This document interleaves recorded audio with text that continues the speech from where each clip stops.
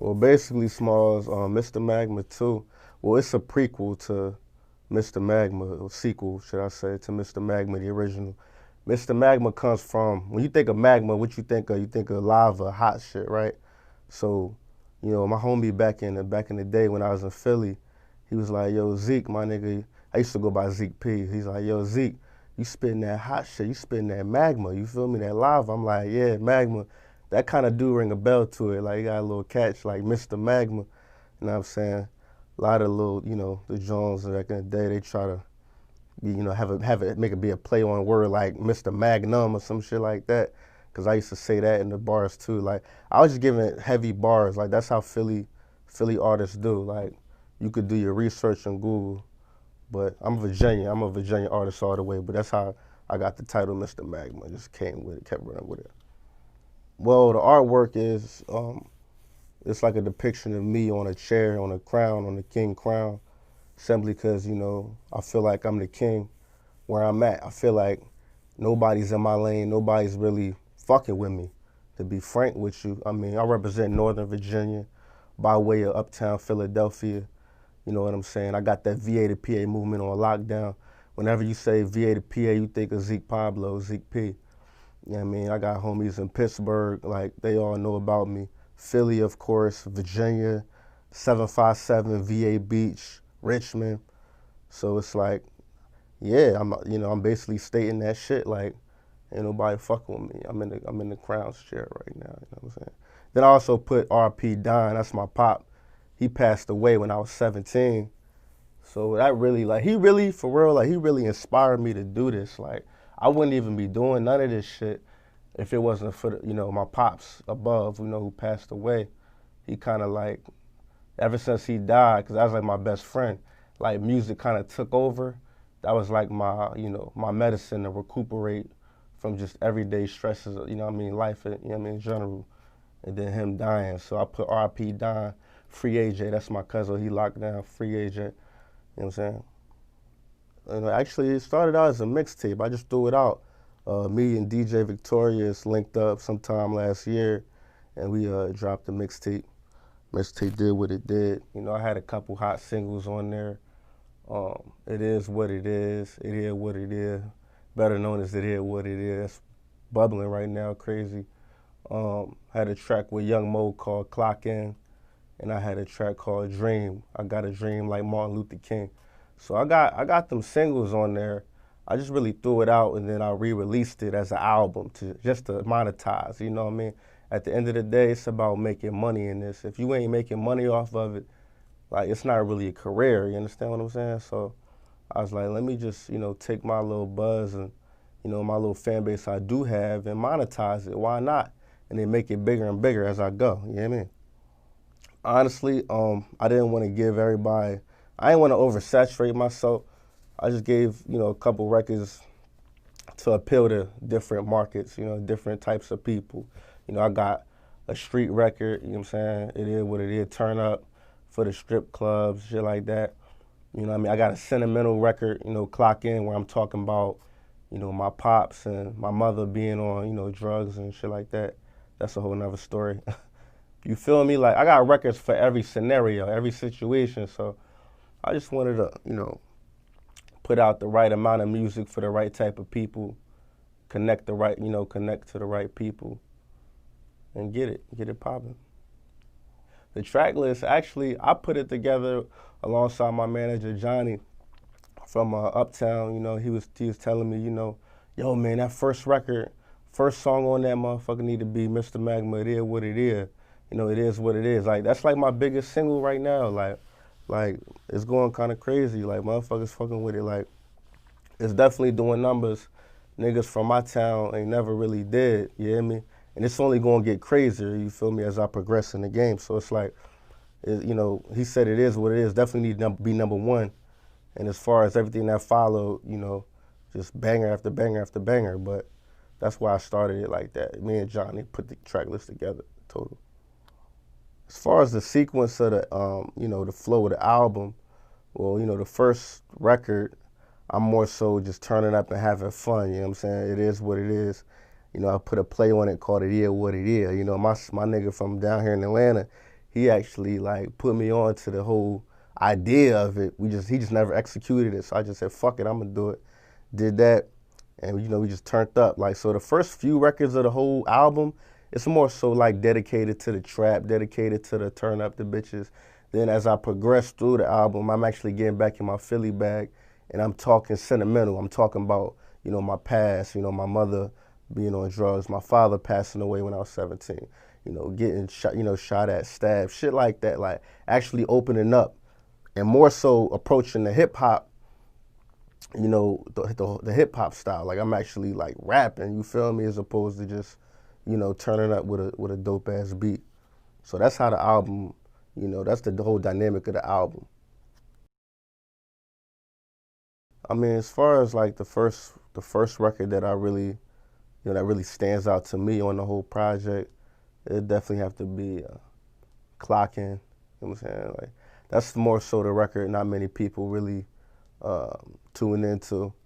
Cause you know, more so I'm talking about my life. Like I'm really talking about, you know, how I came up, you know what I'm saying, in Northern Virginia, then, you know, my move, my transition to Philly, shit like that. Like I'm actually talking about, you know, my life on that joint. You understand what I'm saying? It's real sentimental. I got VA's Young Mo on there from Alexandria. You know what I mean? He doing his thing. Me and him just went ham on it, just spit that real shit, spit that real pain, you feel me? And go clock in, you know what I mean?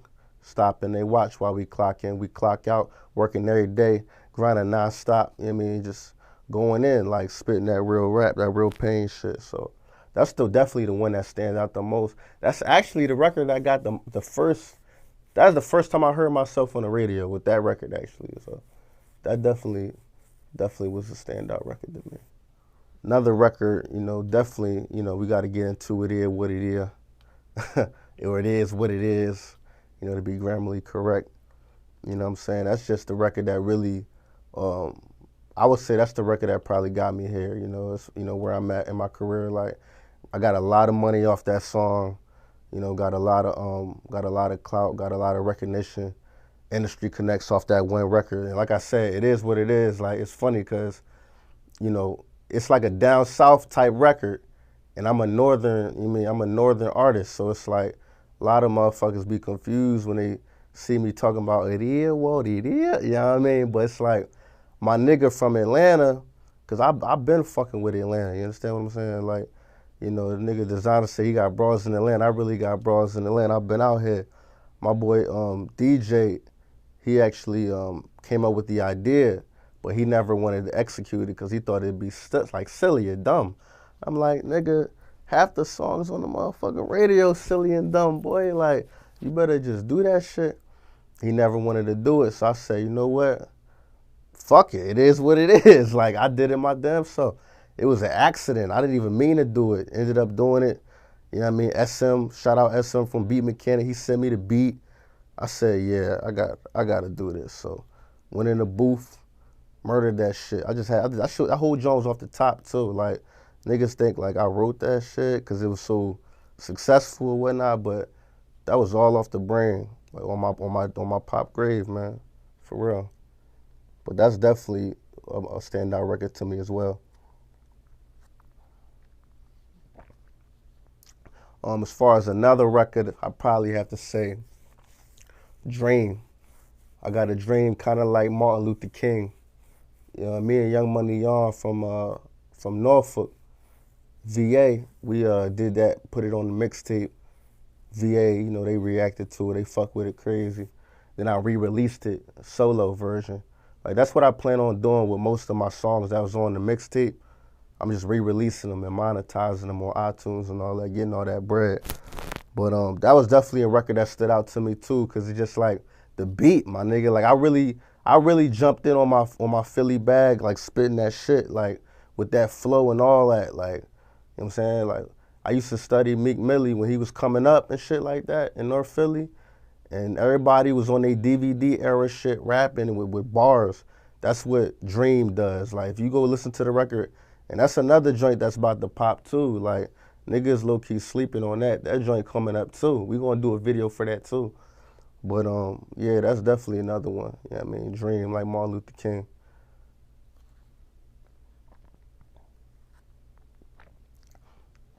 Oh yeah, shout out to Source too. They was gonna post that joint. All hip hop actually jumped on it. They wasn't feeling the whole Martin Luther King reference. You understand what I'm saying? But hey, it is what it is. You know what I mean? It is what it is. You know what I mean? I don't mean no disrespect to Martin Luther King. He was a civil rights leader. Like, he one of the reasons why me and all my niggas, we still around. We doing what we doing, you know? It's a blessing. God is good. We came a long way, but it's just an analogy, man. It's just a comparison, you feel me? When I say I got a dream like Martin Luther King. That's to do what I love to do. You feel me? This music shit, it's more than just a check for me. Like, it's more than just money. Like, this shit is, like, really my life. Like, if I didn't have music, I don't know what the fuck I would do. Like, I'd probably be upstate somewhere, locked down, like, doing some crazy shit, for real. And one more record that stands out to me on Mista Magma 2, the album, probably have to be Panda Plush. Yeah, Panda Plush. Don't mistake it for Panda, though. Panda. I fuck with that record. But now I got a song called Panda Plush. Basically, you know, it's a weed song. You feel me? For all my stoners out there, we do smoke good. We do smoke on that loud every other day, you hear me? We highly lifted, mentally, physically, all type of ways. So, yeah, Panda Plush was a dope record. You know what I mean? I had a dope singer on the hook. You know what I mean? Gave her that shine, you know what I mean? It's only right. I feel as though it's my duty to help others that's on their grind from VA. No matter where they from, but really Virginia, because Virginia kind of got a fucked up rap scene right now. So, you know, it's a couple niggas doing their thing, but, you know, as far as like that new young nigga coming out, I don't really see anybody for real, like, in my lane, you understand what I'm saying? Like, I'm really doing this shit. Like, we putting this thing together, and it's working out good, you know? God is good, for real. Money blessings. It's only my third mixtape out of my whole career.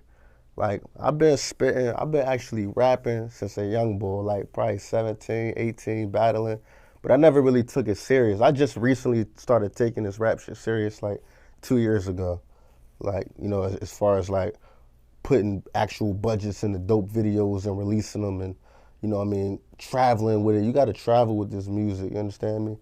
But it'd definitely be that it's my third project, like, because I've been doing it for so long. Many fans think like I got more projects out.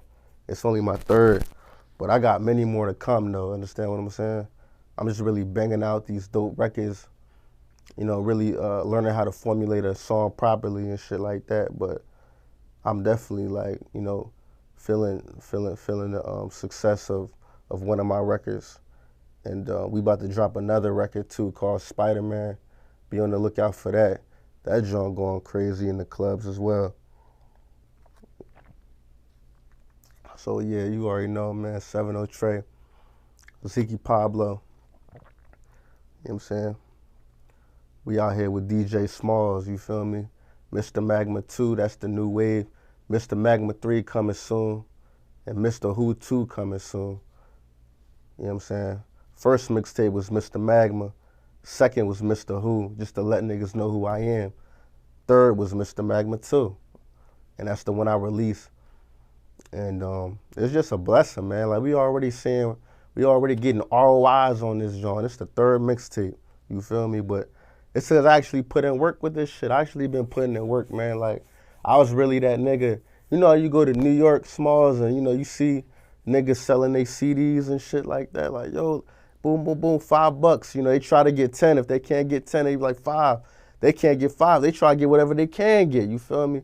I was really that nigga. I was really that guy going to Philly, going to Delaware, New York, LA, you feel me, Texas, just hustling my CDs, you feel me? Many niggas telling me this, telling me that. At the end of the day, my nigga, you gotta do this shit on your own, bro. You feel me? It's all a learning experience. You ain't gonna learn it unless you try, you know what I'm saying? And you ain't gonna win unless you try. So you gotta try to do it. You gotta be in it to win it and at least attempt, you feel me? And the best way to learn is trial and error, my nigga. That's the best way to learn. I've been selling CDs, like, making decent money, like $400 or $500 a night. But, nigga, it's a digital era now, you feel me? Everything technology, man. Everything Spotify, you know what I mean, YouTube, iTunes. So I just started, doubling up on my hustle, putting my shit up on there, and niggas is eating off it, yeah. It is what it is.